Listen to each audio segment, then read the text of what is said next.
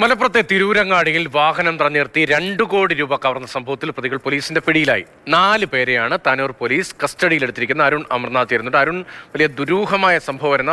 അന്വേഷണത്തിന്റെ ആദ്യ വിവരങ്ങൾ പുറത്തു വരുമ്പോൾ തന്നെ വളരെ ആസൂത്രിത സംഭവമെന്ന് വ്യക്തമാവുകയും ചെയ്യുന്നതാണ്. ഇവരുടെ പശ്ചാത്തലം എന്താണ്? എങ്ങനെയാണ് ഇവർ ഈ മോഷണം നടത്തിയത്?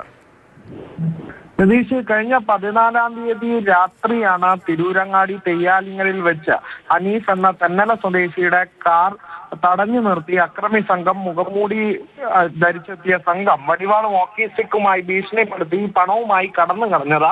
പിന്നാലെ അത്തരത്തിലുള്ള രതീഷ് സൂചിപ്പിച്ചതുപോലെ തന്നെ ഒരു ആസൂത്രിത നീക്കമായിരിക്കുമോ എന്നുൾപ്പെടെയുള്ള സംശയങ്ങൾ അവിടെ പറ്റിയായിരുന്നു. ഇതാണ് 10 ദിവസം പിന്നിടുമ്പോൾ പോലീസ് എന്തായാലും പ്രതികളെ പിടികൂടിയിരിക്കുകയാണ്.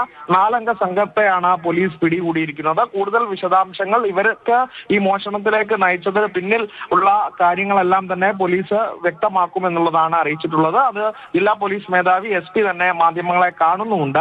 എന്തായാലും പ്രതികളെ പിടികൂടിയിരിക്കുന്നു. എന്താണ് ഈ മോഷണത്തിന് പിന്നിലെ മോട്ടീവ് എന്ന്, ആ ലക്ഷ്യമെന്ന് ഉള്ളത് തന്നെയാണ് അറിയേണ്ടത്. അത് പോലീസ് 2 കോടി രൂപ കവർന്ന സംഭവത്തിലാണ്, ആക്രമിച്ച് കവർന്ന സംഭവത്തിലാണ് ഇപ്പോൾ 4 പേർ താനൂർ പോലീസിന്റെ കസ്റ്റഡിയിലായിരിക്കുന്നത്.